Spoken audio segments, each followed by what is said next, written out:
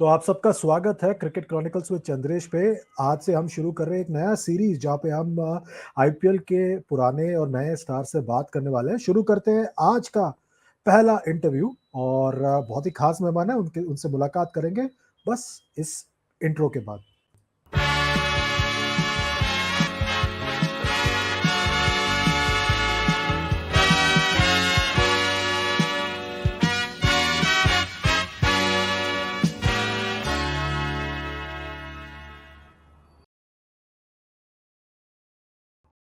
तो चलिए, जैसे मैंने आपसे वादा किया था, एक खास मेहमान के साथ आप शुरू कर रहे हैं और हमारे साथ जुड़ चुके हैं सिद्धार्थ भाई। सिद्धार्थ त्रिवेदी साहब, आपका स्वागत है क्रिकेट क्रॉनिकल्स विद चंद्रेश में। बहुत बहुत शुक्रिया जो आपने वक्त निकाला आज हमसे बात करने के लिए। Thank you for having me Chandresh भाई। सिद्धार्थ भाई, आप एक आदर्श भारतीय पुरुष कहलाए जा सकते हैं क्योंकि आपने बाकी लड़के जो है वो आईपीएल के 16-17 सालों में काफी टीमों के साथ खेल चुके हैं। दिनेश कार्तिक ले लीजिए, पार्थिव पटेल ले लीजिए और भी दीगर खिलाड़ी हैं, पर आप एक ऐसे वाहिद इंसान है और विराट कोहली जिन्होंने एक ही टीम के साथ अपना एक रिश्ता और नाता बनाए रखा। कुछ बताएंगे उस रिश्ते के बारे में जो आपका था राजस्थान रॉयल्स के साथ? जी 2008 की बात है कि जब आईपीएल न्यूज आया कि आईपीएल जैसा टूर्नामेंट कोई स्टार्ट हो रहा है, तो तभी ऐसे तो विश्वास नहीं था कि शायद ऐसे लीग में चांस मिलेगा कि नहीं खेलना। बट मुझे याद है कि वानखेड़े पे हमारा दिलीप ट्रॉफी का फाइनल चल रहा था और मुझे वो गेम में मैंने 6 विकेट लिए थे। तो जैसे ही वो गेम खत्म हुआ तब आरआर के फ्रेंचाइज वाले आके मुझे मिले और they showed their interest in signing me. तो वो टाइम तो एक था कि बिलीव ही नहीं हुआ। तो उसके बाद ये लगा कि एटलीस्ट मेरी टैलेंट, मेरे पास जो स्किल है उस पे ट्रस्ट किया, मेरे टैलेंट पे भरोसा दिखा के मुझे उन्होंने एक चांस दिया। तो कहीं ना कहीं अगर वो चांस मुझे नहीं मिलता तो शायद आज मैं आपके सामने यहाँ बैठा नहीं रहता। तो मैं बहुत शुक्रगुजार हूँ राजस्थान का कि मेरी टैलेंट को पहचाना और मुझे इतने बड़े प्लेटफॉर्म पे खेलने का एक मौका दिया। सिद्धार्थ भाई, आप हमारे दर्शकों को बताइए कि तब सिस्टम अलग होता था ना अनकैप्ड जी प्लेयर्स के लिए, यानी जो जी इंटरनेशनल क्रिकेट नहीं खेले थे भारत के लिए, जी। प्लेयर को पिक करने का सिस्टम अलग होता था। अलग होता था कि कोई भी अनकैप्ड प्लेयर्स को फ्रेंचाइजी डायरेक्ट साइन कर सकती थी। मतलब ऑब्वियसली उनका बेस कैटेगरी फिक्स किया गया था, तो वो कैटेगरी में वो साइन कर सकते थे और ऐसा ही मेरा साइनिंग हुआ क्योंकि तभी अनकैप्ड प्लेयर्स का ऑप्शन नहीं होता था।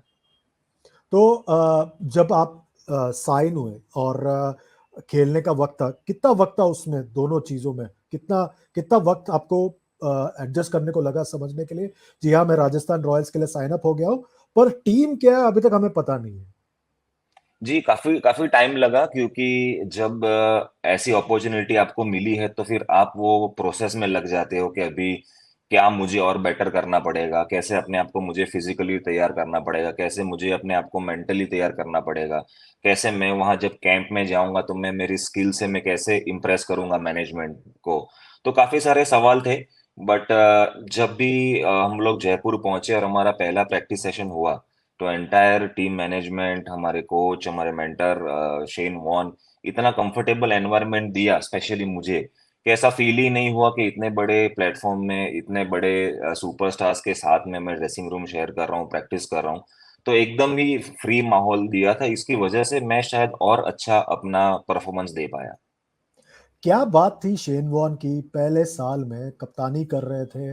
अब एक युवा स्क्वाड था आपका, मतलब उसको कहा जाता था मनी बॉल एक्सपेरिमेंट के तौर पर आप लोगों उन्होंने स्क्वाड बनाया था। वो खुद ही कोच थे, खुद ही कप्तान थे, जी डैरेन बेरी थे साथ में स्क्वाड में, पर जी। चलाते थे सब कुछ वही, सर्वे सर्वा थे वो। ऐसी क्या बात थी कि आप लोग सब एक साथ हो गए और इतना बेहतर परफॉर्म किया आप लोगों ने? क्योंकि एनवायरनमेंट उन्होंने ऐसा सेट करके रखा था ना कि उन्होंने डिफरेंस नहीं रखा था कि सुपरस्टार्स एक बाजू और लोकल डोमेस्टिक प्लेयर्स एक बाजू। तो उन्होंने काफी वो चीज पे ध्यान दिया एंड ही मेड श्योर के जो भी बड़े बड़े प्लेयर्स थे जैसे ग्रेम स्मिथ, वॉटसन, वो सब हमसे इक्वली मिलजुल के रहें, अपने आइडिया शेयर करें। तो एक इतना फैमिली जैसा उन्होंने एनवायरनमेंट बनाया ना, इस वजह से ही जैसे तभी मेरे साथ यूसुफ था, जडेजा था, तो मुनाफ था। तो हम लोग ने ज्यादा अच्छे से परफॉर्मेंस इस वजह से कर पाए क्योंकि हमको एनवायरनमेंट वो मिला जहां हम अपने आप को एक्सप्रेस कर पाए। तो मुझे लगता है कि ये सबसे बड़ी उनकी खूबी थी, एकदम down to earth, game read बहुत अच्छे से करते थे। प्रैक्टिस में भी जो मेरा specially one on one communication होता था, गेम में भी होता था, उसने वो चीज मैं बहुत मैं सीखा, और कहीं ना कहीं इस वजह से ही मेरा परफॉर्मेंस कंसिस्टेंटली इतना अच्छा रहा। सिद्धार्थ भाई, हमने सुना था कि पहले साल जो है शेन वॉर्न ने सभी खिलाड़ियों को एक निकनेम दिया था, जी, जैसे जडेजा को रॉक स्टार। आपका क्या निकनेम था उनके लिए, उनके तरफ मेरा से? था mix bag of tricks. Mixed bag of tricks, okay. हाँ, क्योंकि इस तरीके से ही मुझे रोल दिया गया था कि मुझे वेरिएशंस भी यूज करना है अपने नॉर्मल स्ट्रेंथ के साथ, और प्रैक्टिस भी ऐसे ही की थी। और जैसे मेरे स्लोअर बॉल्स थे, मेरे स्लोअर बाउंसर्स थे, वो काफी अच्छे यूज हो रहे थे मुझे नेट में भी। तो बस मेरा रोल यही था कि आपको मिक्स एंड मैच बॉलिंग करनी है, ताकि जो मिडल ओवर्स है, जो पावर प्ले है, उसमें मिनिमम रन जाए और टीम को फायदा हो। और जब आप शेन वॉर्न को मिले और राजस्थान रॉयल्स के लिए खेलना था, उसके पहले आपने कितना टी20 क्रिकेट खेला था? एक साल पहले सैयद मुश्ताक अली शुरू हुआ था, मुझे जी, याद है, जी, जी। 2007 में। तो ज्यादा टी20 तो खेला नहीं होगा आपने। ज्यादा ज्यादा टी20 नहीं खेला था, बट तभी था कि मेरा कंसिस्टेंट परफॉर्मर था डोमेस्टिक में। इवन रणजी देखो, दिलीप देवधर चैलेंजर्स में रेगुलर खेलता था, तो एक्सपीरियंस था मुझे काफी फर्स्ट क्लास क्रिकेट का। तो कहीं ना कहीं वो एक्सपीरियंस मुझे काम में आया। और जब अब पहली बार आपको पता चला कि आप आईपीएल में डेब्यू करने वाले हो, आपने दिल्ली डेयरडेविल्स के खिलाफ डेब्यू किया था, क्या आपको याद है उस मुकाबले के बारे में? जी, क्यों नहीं, क्योंकि वो फुल पैक स्टेडियम था। जब भी एकदम इलेक्ट्रीफाइंग माहौल था कोटला पे। तो जब हम लोग वार्म अप करने के लिए निकले और जो आवाज सुनने में आ रही, तो ऑब्वियसली थोड़ा बहुत गूज बम्स, नर्वसनेस आती इतना क्राउड को देख के। और हम लोग वो मैच बहुत बुरी तरीके से हारे, हमको याद है। तो तभी ऐसा था कि यार ये पूरी टूर्नामेंट कैसे जाएगी। तो फिर उसके बाद जो टर्न अराउंड हुआ हमारी टीम में, हम लोगों ने टोटली डोमिनेट किया एंटायर आईपीएल को वो सीजन। तो that was also something very very great and I am feeling proud about. और आपने उस टूर्नामेंट में फिर कुल मिलाकर 15 मुकाबलों में 13 विकेट निकाले, और एक रीढ़ की हड्डी साबित हुए राजस्थान रॉयल्स के टाइटल विनिंग परफॉर्मेंस में। खुशी है उस बात की कि एटलीस्ट कुछ टीम के लिए कंट्रीब्यूट कर पाए। और जैसे आप सब जानते हैं कि आईपीएल पहला एडिशन था, तो आज की डेट में भी जो पहला बार चैंपियन हुआ है उनको याद किया जाता है। सो आई एम हैप्पी कि वो टीम का हिस्सा भी था और कप लेने में मेरा कंट्रीब्यूशन था। तो आप लोग की एक अच्छी पार्टनरशिप बन गई थी, आप, सोहेल तनवीर, मुनाफ, शेन वॉर्न, खुद रविंद्र जडेजा। एक अच्छी बैलेंस्ड अटैक हो गया था तब। जी, क्योंकि सबको स्पेसिफिक रोल दे दिए गए थे, तो उसके चलते बहुत इजी हो गया था बॉलर्स को। क्योंकि टी20 में ऐसा है कि आप हर बॉल अंडर प्रेशर होते हो, तो फिर आप कुछ डिसाइड करके कुछ जाते हो, बट इन बिटवीन अगर कुछ बैट्समैन की मूवमेंट होती है तो आप लास्ट मिनट चेंज करने की कोशिश करते हो। बट शेन वॉर्न ने यही किया था कि आपको अगर ये तीन चार ही चीज है उस पर ही फोकस करना है। तो हमारे मन में क्लैरिटी बहुत अच्छे से उन्होंने ला दी थी। इस वजह से हम लोग बॉलिंग भी पार्टनरशिप में कर रहे थे, और एग्जीक्यूशन भी हमारा स्पॉट ऑन था वो दो एंटायर सीजन में।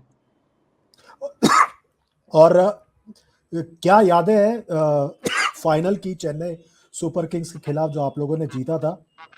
कैसे जश्न मनाया था फिर आप लोगों ने जीत की?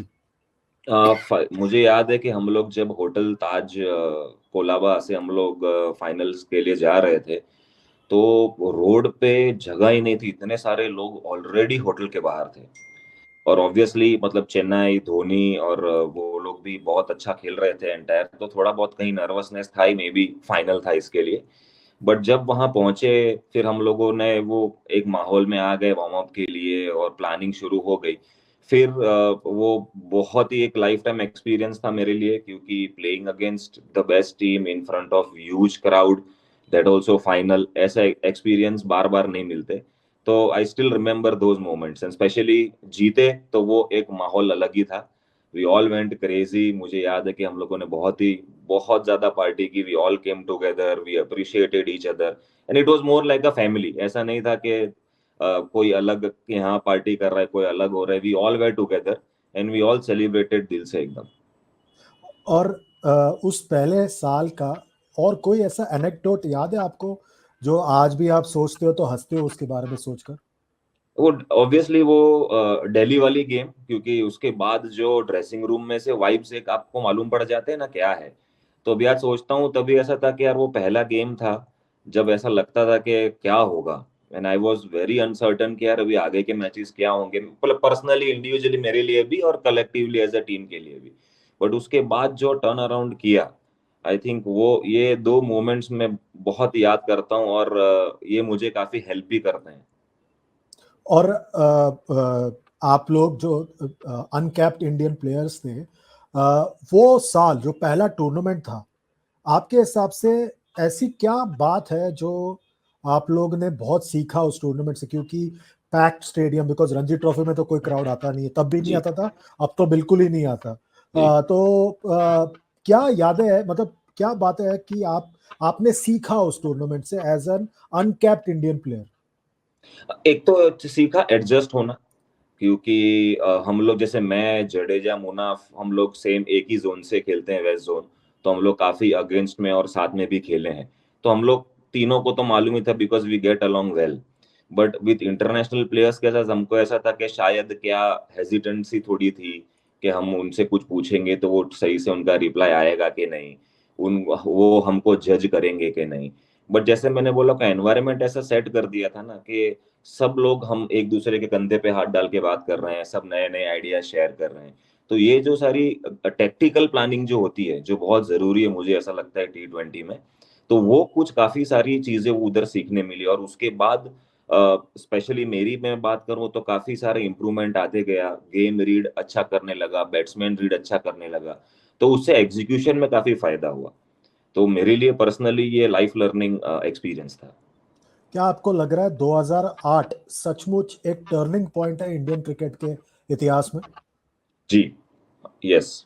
क्योंकि अभी जैसे कि जो प्लेयर्स इंडिया को मिल रहे हैं और इतनी तेजी से मिल रहे हैं, शायद आईपीएल नहीं होता तो ये चेहरे जो अभी इतने टैलेंट से भरे हैं, इतना परफॉर्म करता है, शायद वो नजर में नहीं आते, लोगों की नजर नहीं पड़ती, उनको शायद मौका नहीं मिलता। तो आई थिंक ये बहुत अच्छा प्लेटफॉर्म है अपकमिंग क्रिकेटर्स के लिए, कि वो अपना करियर के हिसाब से चूज कर सकते हैं without worrying about their studies and other financial things. तो आई थिंक बीसीसीआई ने बहुत ही एक अच्छा इनिशिएटिव ये लिया है, और आईपीएल की वजह से मुझे लगता है और ज्यादा डेली बेसिस पे टैलेंट्स मिल ही रहे हैं, और इंडियन टीम आगे और स्ट्रांग होती जाएगी। 2009 में आईपीएल जब साउथ अफ्रीका गया, क्या चुनौतियां थी आपके लिए? क्योंकि वो अलग पिचेस थे, और जी अलग चुना, मतलब अलग एक कॉन्टेस्ट, कंडीशंस अलग थे। तो क्या कॉन्टेस्ट में और आपके गेंदबाजी में आपको कुछ बदलना पड़ा जब दूसरे साल आप साउथ अफ्रीका में खेले? जी, ऑब्वियसली, क्योंकि यहाँ पर क्या था कि मेरा स्टॉक बॉल स्लोअर बॉल था, जो इंडियन पिचेस में अच्छा ग्रिप होता था। बट साउथ अफ्रीकन पिचेस में जैसे थोड़े बाउंसी ट्रैक थे, तो शायद वो स्किट ऑन कर जाते।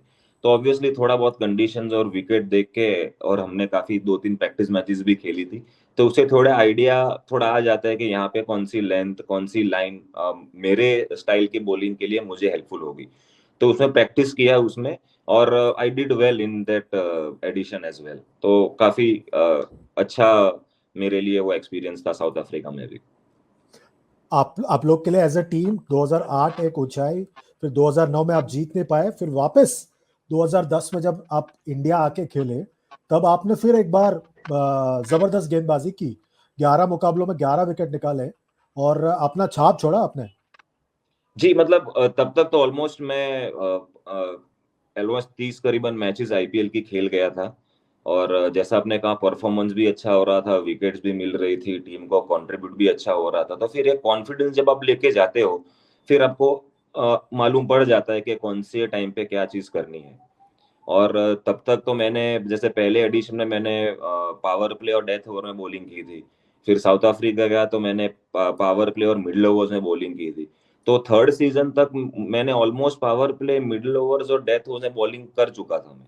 तो थोड़ा बहुत उस चीज का भी आइडिया था, और अपनी बॉलिंग का एनालाइज करके और क्या चीज की रिक्वायरमेंट है उस पे फोकस करके मुझे काफी सफलता मिली 2010 में भी। और ओवर द इयर्स फिर शेन वॉर्न के साथ आपकी जो जो रिलेशनशिप थी, उसमें और ज्यादा आप स्ट्रांग हो गया वो रिलेशनशिप, क्योंकि आपने बहुत उनको ज्यादा। करीबी जाना आपने? बहुत बहुत ज्यादा एक टाइम आ गया था चंद्रेश भाई कि जब अगर मुझे ग्राउंड पे ऐसा लगता था कि मैं स्टक हूँ, अभी मैं क्या करूँ, तो ऐसा टाइम था कि जब आंखों आंखों में बात हो जाती थी कि ये करना है, ये नहीं करना है। मतलब उतना कम्युनिकेशन था, क्योंकि वो कम्युनिकेशन ने मुझे काफी हेल्प किया, क्योंकि एज अ बॉलर आप हमेशा अंडर प्रेशर होते हो कि आपको बाउंड्रीज नहीं देनी, आपको बड़ी ओवर नहीं देनी, every ball every every over changes the course of the game. तो आप रिस्पॉन्सिबल नहीं बनना चाहते कि यार वो आपकी ओवर ने हमको टीम से बाहर ले जाए, तो you are constantly under pressure. तो कभी कभी ऐसा होता है डिसीजन मेकिंग में कि यार ये करूं, एक्स करूं या वाई करूं। पर वो टाइम पे जब भी I use to look at Shane Warne, तो वो मुझे आंखों से बता देते थे कि ये नहीं। So that made things easier for me to execute. तो वो मुझे काफी काफी वो मुझे हेल्प हुआ। और इवन प्रैक्टिस में भी, मैच के बाद भी वो मुझे बताते थे कि देख तूने ये किया, तू ये और अच्छा कर सकता था, अभी नेक्स्ट मैच में तू ये चीज का ध्यान रखना। तो कम्युनिकेशन वॉज द की मेरे लिए। और ये जो कॉन्सेप्ट था कि शेन वॉर्न कोच भी थे, मेंटोर, कप्तान, और सपोर्ट स्टाफ भी आपका उतना बड़ा नहीं था जितना आजकल होता है सब जी टीमों के साथ। सही। हर टीम के साथ 20-25 लोग होते हैं, इंडियन टीम के साथ तो भी होते हैं और यहाँ पर फ्रेंचाइज के साथ भी होते हैं। कैसा था वो, मतलब वो कॉन्सेप्ट कैसा वर्क किया आपके हिसाब से? मतलब उनका थियरी सिंपल था और क्लियर था कि T20 है तो जो जो भी चीजें T20 के लिए रिक्वायर्ड है सिर्फ उसी पे फोकस करना है। जैसे अगर हमारे ट्रेनर्स हमको ट्रेनिंग सेशन कराने ले जाते थे, तो वो बोल देते थे कि try and make it short and smart.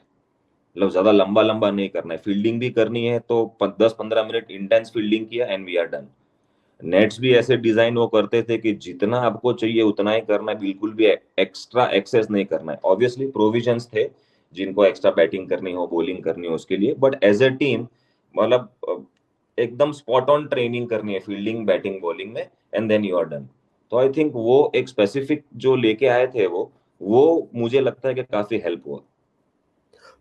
और जब शेन वॉर्न का आईपीएल करियर खत्म हुआ, कितना बड़ा आपके लिए पर्सनली एक क्या कहे, एक धक्का लगा आपको, जॉल्ट लगा, because he was like a father figure आप लोग सबके लिए? यस यस यस, ऑब्वियसली लगा, क्योंकि आप एक कंफर्टेबल हो जाते हो, आपको मालूम है कि आपके कैप्टन को आप पे पूरा भरोसा है। आप क्या बॉलिंग करने वाले हो, what thought process you are going through, he understands. और सेम मुझे भी था कि हाँ मेरी बॉलिंग से खुश है, मेरे परफॉर्मेंस से खुश है, कोई डाउट नहीं है। तो फिर जब एक भरोसा होता है कैप्टन को प्लेयर पे और प्लेयर को कैप्टन पे, तो फिर माहौल एकदम बहुत ही इजी होता है। और एकदम सडनली से सारी चीजें चेंज होना, फिर वापस आपको वो स्टार्ट से सारी चीजें करना पड़ता है, क्योंकि हर एक इंडिविजुअल का अपना अलग अलग तरीका होता है, अलग अलग वे ऑफ डूइंग थिंग्स होता है। तो उसमें मैच करना फिर वो स्टार्ट से करना पड़ा। बट लकी हैं हम के राहुल द्रविड़ जैसे प्लेयर आए, मतलब कुछ ज्यादा डिफरेंस नहीं है दोनों में, वो तो even he is more down to earth. तो एडजस्ट होने में ज्यादा बिल्कुल भी कुछ प्रॉब्लम नहीं हुआ। आप तब लाल गेंद से भी क्रिकेट खेल रहे थे और सफेद गेंद से आईपीएल में, और डोमेस्टिक में भी विजय हजारे और बाकी सब। आ, लाल गेंद से खेलना कितना फायदेमंद था आपके लिए जब आप आईपीएल खेलने जाते थे? जैसे रणजी ट्रॉफी आपको मालूम है, फर्स्ट क्लास क्रिकेट में अगर आप एक्यूरेट नहीं हो तो आप परफॉर्म नहीं कर पाएंगे, क्योंकि कंडीशंस चैलेंजिंग होती है, पिच चैलेंजिंग होती है, तो उसमें आपको एक्यूरेट तो होना ही है। तो लाल बॉल से मुझे एक्सपीरियंस यही हुआ कि जितना मैं ज्यादा एक्यूरेट होऊंगा और मैं मेरी स्ट्रेंथ पे बॉलिंग करूंगा तो मुझे विकेट्स मिली है। और मैंने वही सेम चीज किया, बट ऑब्वियसली वाइट बॉल थोड़ा ज्यादा डिमांडिंग है, तो वहां आपको सिचुएशन के हिसाब से बॉलिंग करना है। बट जो एक्यूरेसी मैंने लाल बॉल में डेवलप की, वो एक्यूरेसी मुझे व्हाइट बॉल में बहुत हेल्प की। तो सिद्धार्थ भाई, मैं पूछना चाह रहा था कि 2009, 2010, 2012 तीन टी20 world cup almost back to back हुआ उस वक्त, और आपको एक स्पेशलिस्ट टी20 गेंदबाज के तौर पर देखा जा रहा था। क्या कभी भी आपको लगा कि शायद you might get a look in उनमें से किसी एक या दो या तीनों टी20 वर्ल्ड कप्स के लिए, कंसिडरिंग आपने परफॉर्म किया था आईपीएल में? जी, ऑफ कोर्स मुझे ऐसा था, क्योंकि अल्टीमेट ड्रीम तो इंडिया खेलना था। और जैसा कि आपने बोला 2008 से लेके 2012 तक, मतलब मेरा कंसिस्टेंट परफॉर्मेंस भी रहा T20 में। और मैंने मेरी बॉलिंग एवरेज भी अच्छी है, और अभी भी देखेंगे तो लेस देन 8 रन है आफ्टर प्लेइंग अराउंड 75 मैचेस। तो वो उम्मीद तो थी, but at the same time वो चीज मेरे हाथ में नहीं थी, तो मैंने यही फोकस किया कि या कंसिस्टेंसी रखूं थ्रू आउट, जितना भी खेलूं उतना, और I try and perform to my level best. बाकी तो फिर डेस्टिनी और लगते भी है। और ये ऐसा हुआ है कि आपने इतना बेहतरीन परफॉर्म किया है कि हम 2024 में हैं, अभी भी युजवेंद्र चहल आपसे 2 विकेट पीछे है in terms of most wickets for Rajasthan Royals. जी आज भी सबसे ज्यादा विकेट राजस्थान रॉयल्स के लिए आईपीएल के इतिहास में 65 विकेट 76 मुकाबलों में आपने लिए हैं। 65 जी wickets in 76 game. Yuzvendra Chahal अब सिर्फ 2 विकेट दूर है आपसे। तो जी आप अभी क्लोजली फॉलो कर रहे हैं कि युजवेंद्र चहल कितना विकेट ले रहे हैं और आपके रिकॉर्ड के कितने करीब आ रहे हैं? जी, नहीं बिल्कुल भी नहीं, उल्टा मैं खुश हूँ। देखो, रिकॉर्ड्स बनते हैं और टूटते हैं, ये बाउंड टू हैपन। बट चहल जिस तरीके से बॉलिंग कर रहे हैं और आरआर को मैचेस जितवा रहे हैं, तो मुझे बहुत खुशी है कि he is contributing towards Rajasthan victory. And I am sure कि वो मुझे ओवरटेक जरूर करेंगे ये सीजन में। और आपसे कहीं आगे चले जाएंगे? काफी आगे जाए, क्योंकि बहुत बढ़िया बॉलर है, बहुत एक्सपीरियंस बॉलर है, कंसिस्टेंट परफॉर्मर भी है, और मुझे काफी बहुत पसंद है उनकी बॉलिंग। तो मुझे तो ऐसा है कि वो और आगे बढ़े, और ज्यादा विकेट्स ले और कंट्री का नाम और रोशन करे आगे। क्या आप आज भी जब आप आईपीएल देखते हो, क्या आपकी फेवरेट टीम राजस्थान रॉयल्स ही है? जी, क्योंकि एक इमोशन जुड़ा हुआ है, जैसे आपने इंटरव्यू के शुरू में ही बोला कि थ्रू आउट में आरआर से ही खेला, तो एक थोड़ा बहुत एक फैमिली जैसा एनवायरनमेंट भी था, तो थोड़ा बहुत एक सॉफ्ट कॉर्नर होता ही है। क्योंकि थ्रू आउट में 75 गेम्स उनके साथ ही खेला, और मुझे उन्होंने तब अपॉर्चुनिटी दी जब शायद कोई दूसरा नहीं देख रहा था। तो कहीं ना कहीं वो एक इमोशन जरूर सामने आता है। क्या है आरआर के बारे में जो आप कहना चाहेंगे एज अ फ्रैंचाइज, जो बाकी टीमों से अलग है, हटके है? मुझे ऐसा लगता है कि जो अननोन टैलेंट्स जो है, जिनके बारे में लोगों को अभी पता नहीं है, उन पे ट्रस्ट करके उनको अपॉर्चुनिटी देना, और उनको अपनी स्किल्स एग्जीक्यूट करने का इनफ मौका देना। आई थिंक ये मुझे लगता है कि RR does this very well. क्योंकि आप देखेंगे कि उनके साथ जो भी अनकैप्ड प्लेयर्स बोलो या डोमेस्टिक प्लेयर्स बोलो, वो उनको रखते हैं। ऐसा नहीं कि एक साल लिया और दूसरे साल पे उनको चेंज कर दिया। तो अगर वो लेते हैं तो they give them enough opportunity. I think that is the key, and और ऐसा ही होना चाहिए। क्योंकि आप एक दो मैच खिला के आप बॉलर या बैट्समैन को बोल दोगे कि इज नॉट गुड इनफ, ये भी अच्छी बात नहीं है। तो जो वो रेगुलर भरोसा दिखा के उनको चांस देते हैं, आई थिंक दिस इज, मुझे सबसे अच्छी बात ये फ्रेंचाइज की यही लगती है। और जो दोस्ती आपकी बनी थी आरआर के टाइम पे, राजस्थान रॉयल्स की टाइम पे, या वो पहले एडिशन के टाइम पे, क्या वो उतनी ही घनिष्ठ और उतनी ही बरकरार है जितनी वो तब थी? जी, 100%, यस यस। ऑब्वियसली अभी मैं फिजिकली टीम के साथ वहां पे नहीं हूँ, बट बातचीत तो होते रहती है। गुड लक और ये सब तो विशेष तो दे ही सकते हैं, तो वो सब चलते हैं। In that way I am connected. और ऐसा कोई ओवरसीज खिलाड़ी है जो आपका बहुत करीबी दोस्त बन गया था उन सालों में? पहले सीजन में ग्रैम स्मिथ थे, उनके साथ मैंने बहुत आइडियाज मेरे शेयर किए, उनसे भी मैंने बहुत सीखा। But over the year Shaun Tait मेरे बहुत अच्छे दोस्त बने, क्योंकि फास्ट बॉलर्स भी थे, he was the quickest bowler in the world at time. तो उनसे भी काफी कुछ सीखता था। तो ये दो मेरे अच्छे दोस्त बने थे। यही खासियत है ना आईपीएल की कि आप कभी सोच भी नहीं सकते थे कि ऐसे खिलाड़ी इंडिया में आएंगे और युवा भारतीय खिलाड़ियों के साथ आप साथ में खेलेंगे एक ही ड्रेसिंग रूम में। जी जी, और हम लोग फॉर्चुनेट इस वजह से थे कि सारे ओवरसीज प्लेयर्स जो हमारे वो साल पे थे, और मे बी थ्रू आउट, मैं तो बोलूंगा टिल 2013, सारे ओवरसीज प्लेयर्स वेर गुड। मतलब ऐसा नहीं था कि उनमें एटीट्यूड है, वो अपना एक्सपीरियंस शेयर नहीं करते थे। तो ये सारे overseas, not only Shane Warne, but जो जो भी overseas were part of RR till I played, they have help me a lot. So from my side, thank you to everyone. Siddharth भाई, thank you to you as well for giving us joy in your time at Rajasthan Royals. ऐसे ही नहीं, Shane Warne ने आपको mix bag of tricks कहा था, इसलिए thank record आपके नाम पर है, इतने सालों से आपके नाम पर है। बहुत बहुत शुक्रिया कि आपने आज हमें अपना कीमती वक्त दिया और क्रिकेट क्रॉनिकल्स विद चंद्रेश में हमसे मुलाकात की।